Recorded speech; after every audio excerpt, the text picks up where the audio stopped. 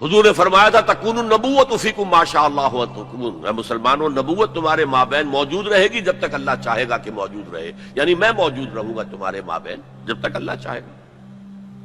ثم یرفع اللہ اذا شاء یرفع، پھر اللہ اٹھا لے گا نبوت کو، یعنی مجھے، میرا انتقال ہو جائے گا جب اللہ چاہے گا۔ ثم تکون خلافۃ علی منہاج النبوۃ، پھر خلافت علی منہاج النبوت کا دور آئے گا۔ فتکون ما شاء اللہ تکون، وہ بھی رہے گا جب تک کہ اللہ چاہے گا کہ رہے۔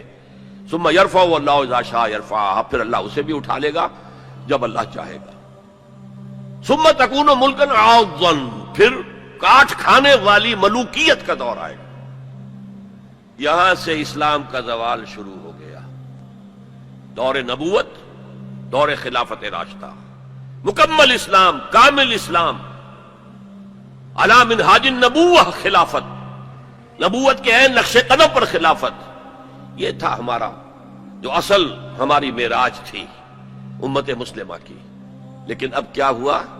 اسلام کا زوال، جیسے کہ حضور نے فرمایا تھا بدأ الاسلام غریبا وسیعود کما بدأ فطوبی للغرباء، اسلام کا آغاز ہوا تھا کہ وہ اجنبی سی شے تھی، کوئی اس کا پہچاننے والا جاننے والا تھا ہی نہیں، پھر گویا کہ اس میں انڈرسٹوڈ ہے، پھر اسلام کا غلبے کا دور آ گیا۔ لیکن عنقریب اسلام پھر غریب ہو جائے گا، سیعود، عنقریب لوٹ جائے گا اسلام حالت غربت میں۔ فطوبی للغرباء، تو مبارکباد ہے ان لوگوں کے لیے جو اسلام کے غریب اور اجنبی ہونے کے دور میں خود اجنبی ہو جائیں لیکن اسلام کا دامن ہاتھ سے نہ چھوڑیں۔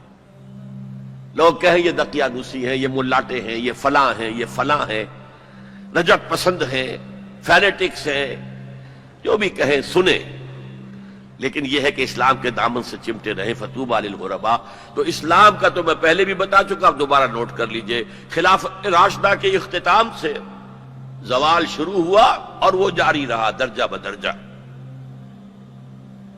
اس کو سمجھانے کے لیے ایک تمثیل ہے، شاہ اسماعیل رحمت اللہ علیہ نے شہید کہا ہے کہ اسلامی نظام کے گویا کہ 6 منزلہ عبارت ہے۔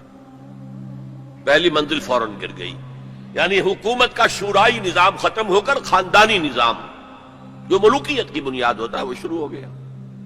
پھر بھی 5 منزلیں انٹیکٹ رہیں، آخر اس شریعت کے مطابق فیصلے ہو رہے تھے، قانون تو شریعت ہی کا تھا، یوں سمجھیے کہ اوپر کا دستور بدل گیا تھا۔ لیکن پھر ایک وقت آیا کہ وہ منزلیں اور گری، پھر دوسری گری، پھر تیسری گری، پھر ہم پر کولونیلزم کا دور آیا۔ اب وہ ہمارے قاضی بھی ختم، مفتی بھی ختم، تو اسلام اور سکڑتا چلا گیا۔ بس نماز روزہ حج زکوٰۃ کر لو، کوئی شادی بیاہ کے رسومات اپنی مرضی کے مطابق کر لو، سور نہ کھاؤ، شراب نہ پی، اتنا اسلام رہ گیا۔ تو سکڑتا سکڑتا اسلام جہاں تک آ چکا ہے آج وہ آپ کے سامنے ہے۔ لیکن اسلام کا تو زوال شروع ہو گیا خلافت راشدہ کے بعد، امت کا عروج جاری رہا۔ یہ پہلا دور عروج 600 برس تک جاری رہا، under the leadership of the Arabs, بنو امیہ کا دور، بنو عباس کا دور، ہارون الرشید کا دور، مامون الرشید کا دور۔ یہ عظیم سلطنت تھی، عظیم مملکت تھی، دنیا کی عظیم ترین اس وقت یہ مملکت کے درجے میں تھی۔ علوم کا چرچا ہو رہا تھا، فنون کا چرچا ہو رہا تھا، کتابیں ٹرانسلیٹ ہو رہی ہیں، یونانی سے سائنس اور فلسفے کی کتابیں جو ہیں وہ ٹرانسلیٹ کی جا رہی ہیں، ہندوستان سے لیا جا رہا ہے۔ یہ سب کچھ جو ہے یہ ان کا قومی اعتبار سے، مسلمانوں کے ایک قوم کے اعتبار سے یہ عروج ہے۔ دور بنو عباس تقریباً 600 برس کا ہے یا 500 برس کا، ان میں سے 200-250 برس ان کے بڑے عروج کے، پوری مملکت ایک تھی، کنٹرول ایک تھا۔ پھر جیسے ہمارے ہاں سلطنت مغلیہ کہنے کو تو 1857 تک رہی ہے، ظاہر بات ہے کہ وہ اصل جو دور تھا وہ اورنگزیب عالمگیر پر ختم ہو گیا تھا۔ اس کے بعد تو کھنڈر بتا رہے ہیں عمارت عظیم تھی، عمارت کو گرتے گرتے وقت لگتا ہے۔ اسی طرح اس کے بعد اس وقت پھر جب اور ان کے ہاں عیاشیاں شروع ہو گئیں، کوہ قاف کا سارا حسن نسوانی لا کر محلوں میں ہزاروں کی تعداد میں کنیزیں ہیں، ناو نوش ہے، رقص و سرود ہے، کیا نہیں تھا جو ہوا ہے؟ زوال، عوام کے اندر بدعات، رسومات، یہ ساری چیزیں ہوئی تو اللہ کے عذاب کے اب کوڑا پڑا، پہلا کوڑا، زبردست کوڑا. جیسے وہاں دو حصوں میں آیا تھا، کاربن کاپی بتا رہا ہوں آپ کو، حزب النعل بالنعل. پہلے شمال سے آئے کروسیڈرز، صلیبی ہورڈز، انہوں نے میڈیٹرینین کا سارا ساحلی علاقہ تہس نہس کر دیا اور 1099 میں یروشلم بھی فتح کر لیا، اور اتنا خون بہایا ہے، اتنا خون بہایا ہے. وہ خود یہ لکھتے ہیں ان کے ہسٹورینز کہ جب صلیبی داخل ہوئے ہیں ان کے فوجی گھوڑوں کے اوپر سوار ہو کر، تو گھوڑوں کے گھٹنوں تک خون کی ندیاں بہہ رہی تھیں. اس کے بعد 88 برس تک یہ یروشلم عیسائیوں کے قبضے میں رہا. 88 لانگ ایئرز. کھویا اربوں نے، واپس دینے کی سکت اربوں میں نہیں تھی. عیاشیوں کی وجہ سے وہ کمزور ہو چکے تھے، کھوکھلے ہو چکے تھے. واپس لینے والا کرد تھا، کرد خون، صلاح الدین ایوبی رحمت اللہ علیہ. یہ ہوا 1187 عیسوی میں. 1099 میں قبضہ ہوا، 1187 عیسوی میں واپس لیا. 88 برس تک وہ کروسیڈرز کے قبضے میں رہا. اور اس کے بعد جیسے نبوکڈ آیا تھا مشرق سے، عراق فلسطین کے مشرق میں ہے، تو ہم پر جو طوفان آیا ہے، جو مسلمانوں پر اس وقت عذاب الہی آیا ہے، وہ تاتاریوں کے ہاتھوں. کروڑوں مسلمان قتل ہوئے، لاکھوں کی بات نہیں ہے. بنی اسرائیل کی امت چھوٹی سی امت تھی، یہ امت بہت وسیع تھی. اگر ان کے لاکھوں قتل ہوئے تھے تو ان کے تو کروڑوں ہوئے.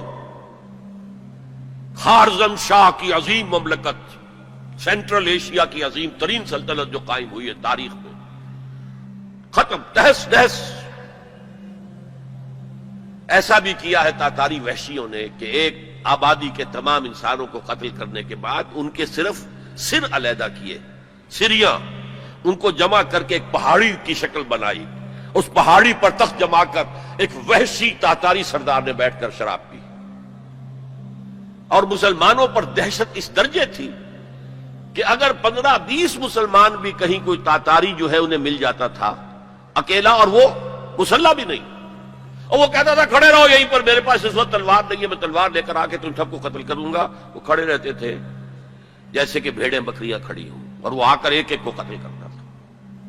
ضربت علیہم الذلۃ والمسکنۃ وباؤوا بغضب من اللہ. یہ دور انتہائی تاریک دور تھا ہمارا، انتہائی تاریک دور تھا. عالم اسلام کا نقشہ وہی تھا جو حضرت عزیر نے جب دیکھا تھا یروشلم کو تو کہا تھا انا یحیی ھذہ اللہ بعد موتھا. اسی طرح سے عالم اسلام میں کوئی امید دور دور تک نظر نہیں آ رہی تھی کہ اس کا کوئی احیاء ہو سکے گا، لیکن پھر احیاء ہوا. دوسرا دور آیا، لیکن ایک فرق کے ساتھ. سابقہ امت جو تھی بنی اسرائیل، وہ ایک نسل پر مشتمل تھی، ایک قوم. اس کا احیاء بھی اسی کے اندر ہوا ہے. امت محمد ملٹی نیشنل امت تھی. عرب اس کا نیوکلیس تھے، کوئی شک نہیں، اب بھی نیوکلیس ہیں. لیکن جیسے کہ ایٹم کے مرکز میں تو نیوکلیس ہوتا ہے جس میں پروٹونز ہوتے ہیں، پازیٹو چارج ہوتا ہے، پھر چاروں طرف اس کے الیکٹرانز گھوم رہے ہوتے ہیں. تو اسی طرح ان امیین کے گرد ایرانی آ گئے، شامی آ گئے، رومی آ گئے، تبتی آ گئے، بربر آ گئے، ہندی آ گئے، ترک آ گئے. یہ سب الیکٹرانز کی طرح ہے. لہذا اب جو احیاء ہوا ہے امت کا، وہ غیر عرب معزول کر دیے گئے. 1258 میں خارزم شاہ کی سلطنت کو تہس نہس کر کے، افغانستان کے اکثر حصے کو برباد کر کے، تہوبالا کر کے، پھر ایران کی سلطنت کو تہس نہس کر کے، اور عراق کے مشرقی پورے نصف حصے کو ختم کر کے 1258 عیسوی میں انہوں نے بغداد فتح کیا ہے. اور آخری خلیفہ بنو عباس کا مستعصم باللہ، اس کو محل سے نکالا ہے، ایک جانور کی کھال میں لپیٹ کر گلی میں ڈال دیا اور گھوڑے دوڑا دیے، کچل دیا. جس پر شیخ سعدی نے کہا تھا آسماں را حق بود گر خون بارت بر زمین بر زوال ملک مستعصم امیر المومنین. امیر المومنین مستعصم باللہ کے زوال پر اگر آسمان خون کی بارش کرے تو اسے حق ہے. آسماں را حق بود گر خون بارت بر زمین، بارش زمین پر آئے خون کی تو وہ حق ہے اسے. بر زوال ملک مستعصم امیر المومنین، خلیفہ مستعصم باللہ امیر المومنین کے اس انجام پر. اب نوٹ کیجئے جیسے وہاں پر پھر رینائسنس ہوئی تھی، لیکن میں بتا چکا وہ ہوئی اسی قوم کے اندر. یہاں یہ مجبوری نہیں تھی، ملٹی نیشنل ہے. جو احیاء اب ہوا کس کے ہاتھوں ہوا؟ انہی تاتاریوں کے ہاتھوں ہوا. ہے آیا فتنہ تاتار کے افسانے سے، پاسباں مل گئے کعبے کو صنم خانے سے، جنہوں نے کروڑوں مسلمانوں کو قتل کیا. اسلام نے انہیں فتح کر لیا، اسلام لے آیا. اب جو عالم اسلام کے اندر قوتیں ابھری ہیں، کوئی ایک مرکزی حکومت تو اس کے بعد نہیں بن سکی، اور عربوں کو اس وقت سے جو ڈپوز کیا گیا، معزول کیا گیا، امت مسلمہ کی قیادت ان سے چھین لی گئی. اور یہ وہ بات تھی کہ جو بالکل شروع میں سورہ محمد صلی اللہ علیہ وسلم کہہ دی گئی تھی، ان تتولوا یستبدل قوما غیرکم، اگر تم پیٹھ دکھا دو گے اس مشن کو جو ہم نے تمہارے حوالے کیا ہے تو اللہ تعالیٰ تمہیں ہٹا کر کسی اور کو لے آئے گا. That happened in the mid 13th century of Christian era. Fall of Baghdad 1298. اب اس کے بعد وہ تاتاری ایمان لے آیا. اب تاتاریوں میں سے یہ سب ترک ہے، ترکش ہورڈز، ترکان تیموری جنہیں ہم مغل کہتے، ترکان تیموری. انڈیا میں ان کی مملکت عظیم قائم ہوئی. ترکان صفوی ایران کے اندر ان کی مملکت قائم ہوئی. ترکان عثمانی اناتولیا کے علاقے سے وہ سردار جو تھا، ترک سردار عثمان، اس نے آگے بڑھ کر حکومت ایک بنائی ہے، اور وہ جس طرح پھر پھیلی ہے، پورا مشرقی یورپ اس نے فتح کیا ہے. ترکوں نے قسطنطنیہ فتح کر کے پھر مشرقی یورپ میں ویانا تک کا جا کر محاصرہ کیا ہے. پورا مغربی ایشیا اس کے تحت آ گیا، پورا شمالی افریقہ اس کے تحت آ گیا. جو کبھی گریٹ رومن امپائر ہوتی تھی، بالکل اس پیمانے کی گریٹ آٹومان امپائر دنیا میں قائم ہوئی. یہ سلطنت عثمانیہ، اس میں 400 برس تک خلافت بھی رہی. خلافت عربوں سے منتقل ہو کر ترکوں کے پاس آ گئی. خلافت عثمانیہ جسے ہم کہتے ہیں، اگرچہ وہ ملوکیت تھی. بنو امیہ کا دور بھی ملوکیت کا دور تھا، بنو عباس کا دور بھی ملوکیت کا دور تھا، اور یہ جو خلفائے عثمانی کہلاتے ہیں ترک، یہ بھی ملوکیت کا دور تھا. ملکن عاضن، کٹکھنی ملوکیت. یہ دور جو ہے یہ کافی طویل رہا ہے، 400 برس تک تو خلافت بھی رہی. اس کے بعد پھر زوال آیا. سلطنت عثمانیہ بھی یورپ کا مرد بیمار بن گئی. زوال آتا ہے، ہر کمال را زوال ہے. جیسے کہ اسپینگلر ایک فلاسفر آف ہسٹری ہے، اور اس نے کہا ہے کہ قوموں کے عروج و زوال کا معاملہ عام انسانوں کے عروج و زوال کے مشابہ ہے. انسان پیدا ہوا، جوان ہوا، طاقت میں آیا، قوت میں آیا، جوش ولولہ، پھر ادھیڑ عمر ہوئی، پھر ڈھیلا پڑا، پھر بوڑھا ہوا، پھر مر گیا. قومیں اسی طرح ابھرتی ہیں، طاقت پکڑتی ہیں، پورے اپنے شان پر آتی ہیں، جوبن پر آتی ہیں، پھر قومیں ڈھیلی پڑتی ہیں، اور قوموں کے اندر زوال آتا ہے. عربوں میں زوال آیا تو اللہ تعالیٰ نے ترکوں کے حوالے کر دیا. اب ایک نقطہ نوٹ کیجئے، یہ جو ہمارے 2 دور عروج آئے، ان میں سے ایک میں عربوں کے جو زیر قیادت دور تھا اس میں یورپ میں داخل ہوئے مسلمان عرب اور بربر جبل الطارق کے ذریعے سے، طارق ابن زیاد کی سرکردگی میں، جو موسیٰ ابن نصیر کے بہت بڑے جرنیل تھے، اور آئیبیرین پیننسلا پورا فتح کر لیا، پورا موجودہ پورچگل اور اسپین پورا کا پورا، پائرنیز کو کراس کیا، سلسلہ کوہ جو ہے جو فرانس کو علیحدہ کرتا ہے اسپین سے، آئیبیرین پیننسلا سے، اور ہارٹ آف فرانس تک پہنچ گئے۔ لیکن وہاں ایک بڑی زبردست شکست دی ایک بہت بڑے فرانسیسی سردار نے۔ یہ 732 کا واقعہ ہے، حضور کے انتقال کے 100 برس بعد۔ 632 میں حضور کا انتقال ہوا، 732 میں بڑی زبردست شکست ہوئی۔ حالانکہ جبکہ یہ سیلاب جا رہا تھا تو عجیب بات ہے جو آپ نے شاید کبھی نہ سنی ہو، انگلینڈ میں شہنشاہ تھا ایمپرر ہوسا، HOSSA، وہ ایمان لے آیا۔ اس نے دیکھا آ رہا ہے یہ سیلاب، میرا بھی ستیہ ناش ہو جائے گا۔ پورا آئیبیرین پیننسلا ان کے سامنے جو ہے وہ پامال کر چکے ہیں۔ وہ اسلام لے آیا، اس نے وفد بھیج دیا اسپین میں کہ میں تو اسلام لے آیا۔ بعد میں جب مسلمان ریٹریٹ انہیں کرنا پڑا فرانس سے نکل کر اور رہ گئے پائرنیز کے ویسٹ ساؤتھ ویسٹ ہی میں، تو پھر وہ دوبارہ عیسائی ہو گئے۔ بہرحال دوسرا ہمارا دور جو ہے، اس کے بعد جو زوال کا دور شروع ہوا ہے، دیکھیے جیسے یہودیوں پر یورپ کی طاقتیں آئی تھی، لیکن وہاں صرف یہ فرق ہے کہ Eastern Europe, the Greeks and the Romans, ہم پر جو آئے وہ ویسٹرن سینٹرل یورپ کے لوگ آئے۔ ایک بات نوٹ کر لیجئے، ہسپانیہ کی یونیورسٹیوں نے یورپ کو بیدار کیا، ورنہ اس سے پہلے یورپ ڈارک ایجز، وہ خود کہتے ہیں ہماری تاریخ کا سیاہ دور،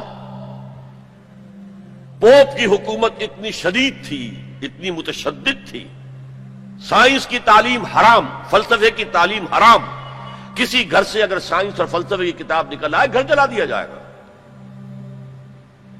مسلمانوں کے ذریعے سے جیسے ہمارے نوجوان جاتے ہیں امریکہ پڑھ کر آتے ہیں، آتے نہیں وہیں بیٹھ جاتے ہیں، وہ تو اکثر و بیشتر واپس نہیں آتے، لیکن یہ لوگ آتے تھے۔ اسپین کے بالکل ساتھ فرانس ہے، اس کے ساتھ جرمنی ہے، اس سے نیچے ملتا ہوا جو ہے اٹلی ہے، ان 3 ملکوں کے نوجوان آتے تھے۔ Universities of Toledo, university of Cordova قرطبہ، یونیورسٹی آف گراناڈا غرناطہ، یہاں سے پڑھ پڑھ کر جاتے تھے۔ اسی کے تحت، اسی کے اثر کے تحت ریفارمیشن شروع ہوئی، اصلاح مذہب اور احیاء العلوم شروع ہوا۔ لیکن بدقسمتی سے اس پوری تحریک میں پوپ کے تشدد اور غلط طرز عمل کے رد عمل کے طور پر مذہب دشمنی آ گئی، چھوڑو مذہب کو، ہٹاؤ ان کو۔ اور یہودیوں نے اس جلتی آگ پر تیل کا کام کیا، سیکولرزم کا انجیکشن لگایا تاکہ مذہب اور ریاست علیحدہ ہو جائیں۔ اگر مذہب کا ریاست سے کوئی تعلق ہے تو پھر ہماری کیا حیثیت ہے؟ ہم تو یہودی ہیں، مائنیوٹ مائنورٹی ہے۔ اگر مذہب علیحدہ، سیاست علیحدہ، ریاست علیحدہ، تو ہم بھی مکمل شہری ہیں، برابر کے حقوق ہیں ہمارے۔ یہ انہیں سوٹ کرتا تھا۔ پھر انہوں نے پوپ کا جب تک حکومت تھا تو سود ہر سطح پر، ہر نوعیت کا حرام تھا، یوزری بھی اور کمرشل انٹرسٹ بھی حرام۔ لیکن انہوں نے عیسائیت کے 2 حصے کیے، جیسے ہمارے ہاں عبداللہ ابن سبا آیا تھا یہودی یمن سے، اور اسلام کا لبادہ اوڑھ کر اس نے مسلمانوں کے اندر الفتنۃ الکبریٰ پیدا کیا، اور اس وقت سے جو ہمارے ہاں شیعہ سنی کی تقسیم ہوئی ہے وہ آج تک ہے۔ اسی طریقے سے کرسچینٹی کو انہوں نے پھاڑ کر کیتھولسزم اور پروٹیسٹنٹزم کے اندر تقسیم کر دیا، اور پروٹیسٹنٹس جو ہیں ان کو آلہ کار بنایا۔ سب سے پہلا پروٹیسٹنٹ ملک برطانیہ، برطانیہ نے پوپ سے اپنا علیحدہ کیا، چرچ آف انگلینڈ علیحدہ قائم کر لیا، اپنا بینک سب سے پہلا قائم کیا، بینک آف انگلینڈ، یہودیوں کا بینک۔ بہرحال ان طریقے سے ان یہودیوں نے رفتہ رفتہ رفتہ رفتہ یورپ کو اپنے شکنجے میں کس لیا۔ اب یہ جو رینائسنس ہوا اور احیاء العلوم ہوا اور سائنس کی ترقی ہوئی، نئی نئی ایجاد ہوئی، نئی نئی چیزیں جو ہے وہ انسان نے تلاش کی، دریافت کی، فورسز آف نیچر، اور انہیں جو ہے ہارنس کیا، انہیں ایکسپلائٹ کیا، انہیں استعمال کیا، تو ایک پاور پوٹینشل پیدا ہو گیا سینٹرل یورپ کے اندر۔ اور طاقت تو پھر اپنا نفوذ چاہتی ہے ادھر ادھر۔ کوئی طاقتور پہلوان ہو تو وہ ادھر بھی جاتا ہے کندھا مارے گا، ادھر بھی کندھا مارے گا، تو وہ تو طاقت کا ظہور وہ چاہتا ہے۔ لیکن نوٹ کر لیجئے، عالم اسلام کا پہرے دار سلطنت عثمانیہ بہت مضبوطی کے ساتھ کھڑے ہوئی تھی۔ یورپ اور افریقہ جانے کا راستہ بند، کہاں سے جائے؟ The great Ottoman empire standing at a sentinel, ایک سنتری کی حیثیت سے کھڑی ہے۔ خشکی کے راستے جانا ممکن نہیں تھا، لیکن یہ کہ جو ہے اس سیلاب نے سینٹرل جو یورپ سے آیا ہے طاقت کا سیلاب، اس نے پہلے تو صفایا کیا۔ یہ دوسرا ڈاؤن فال ہمارا شروع ہو رہا ہے۔ سب سے پہلے صفایا کیا ہسپانیہ کا۔ 1492 میں فال آف گریناڈا، آخری مسلمان ریاست غرناطہ کی ختم ہو گئی 1492 میں۔ اس کے بعد تقریباً 10 سال کے اندر ہسپانیہ کو پاک کر دیا گیا مسلمانوں سے، یا قتل کر دیے گئے، یا جلا دیے گئے، یا کچھ نے عیسائی بن کر جانیں بچائیں، اور باقی کو جہازوں میں بھر بھر کر لے جا کر نارتھ افریقہ کے ساحل پر ڈمپ کر دیے، جاؤ دفع ہو۔ یہ ہے زوال ثانی ہمارا، اور اس کے اوپر اللہ کے عذاب کے کوڑے۔ ہسپانیہ 800 برس جہاں حکومت کی، مسلمان کا نام و نشان نہ رہا۔ 1492 میں ہوا تھا فال آف گریناڈا، 1498 میں واسکو ڈی گاما نے راستہ تلاش کر لیا مشرق کا، اوٹومان امپائر کو بائی پاس کر کے افریقہ کے مغربی ساحل کے ساتھ نیچے تک جا کر round the Cape of Good Hope, اور پھر وہاں سے مشرق کی طرف جزائر شرق الہند، جاوا، سماٹرا، ملایا، ہندوستان۔ اب یہ کولونیل پاورز اس راستے سے آئی۔ ہندوستان میں فرینچ بھی آئے، انگریز بھی آئے، پورچوگیز بھی آئے، لیکن باقی سب ختم ہو گئے، انگریز باقی رہا۔ مشرق بعید کے اندر ڈچ رہے، اور پھر یہ رفتہ رفتہ رفتہ رفتہ رفتہ رفتہ یہ پروسیس ہوتا ہوتا بڑھتا بڑھتا 20ویں صدی کے آغاز میں اپنے کلائمیکس کو پہنچ گیا، جب پہلی جنگ عظیم کے بعد سلطنت عثمانیہ ختم۔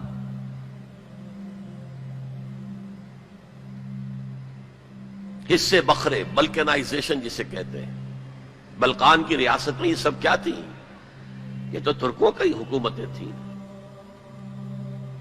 یہ جو کوسوو میں اور بوسنیا میں جو مسلمان ہیں، یہ کن کی یادگار ہیں؟ باقیات الصالحات کن کی ہیں؟ اسی دور کی، ترکوں کے دور کی۔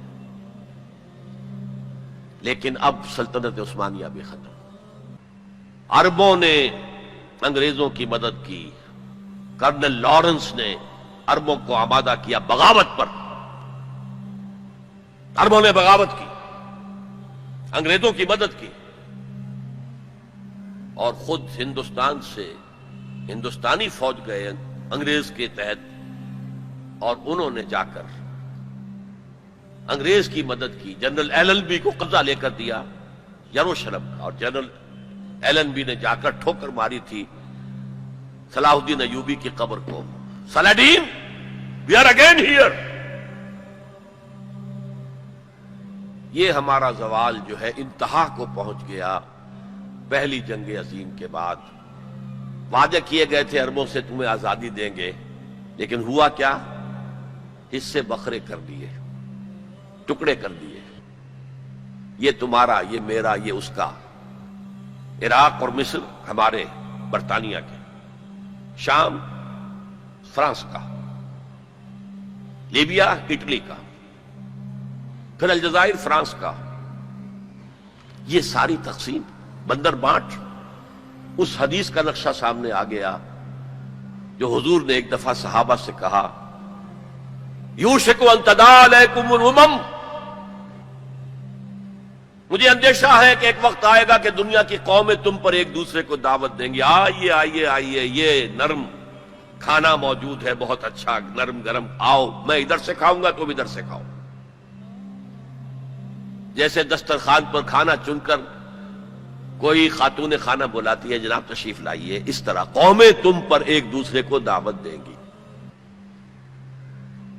صحابہ گھبرا گئے، اب ان قلت نحن یومئذ یا رسول اللہ، حضور کیا یہ اس وجہ سے ہو جائے گا کہ ہم اس زمانے میں بہت قلیل تعداد میں رہ جائیں گے؟ فرمایا نہیں، بل انتم یومئذ کثیر، تعداد تو تمہاری بہت ہوگی لیکن تمہاری حیثیت کیا ہوگی؟ کا غصائن کا غصائی سیل، جیسے سیلاب کے اوپر جھاگ ہوتا ہے ایسے جھاگ بن کر رہ جاؤ گے، تمہاری حیثیت کچھ نہیں ہوگی۔ ولکن فیکم وہن، ایک بیماری پیدا ہو جائے گی جس کا نام وہن ہے۔ وہم نہیں، وہم تو جانتے ہیں آپ، سپرسٹیشن یا کچھ اور، وہن، واو ہا نون، وہن۔ اب اس مرض کا نام کبھی سنا نہیں تھا، پوچھا مل وہن یا رسول اللہ؟ فرمایا حب الدنیا و کراہیت الموت، جب دنیا کی محبت تمہارے دلوں پر قبضہ کر لے گی اور موت سے تمہیں نفرت ہو جائے گی، بجائے اس کے کہ خوش آمدید کہو کہ نشان مرد مومن باتو گویم چو مرگ آیت تبسم بر لبے اوست، میں تمہیں بتاؤں مرد مومن کی نشانی کیا ہے؟ جب موت کا وقت آتا ہے اس کے ہونٹوں پر مسکراہٹ ہوتی، صورتحال بدل جائے گی، موت سے ڈرو گے، بھاگو گے، فرار کرو گے، اور دنیا کی محبت تمہارے دل میں پلا دی جائے گی۔ وہ حال عالم اسلام کا حصے بکھرے کر کے تقسیم کر دیا گیا۔ میں اسے اسلام کا ماضی قرار دے رہا ہوں۔ دین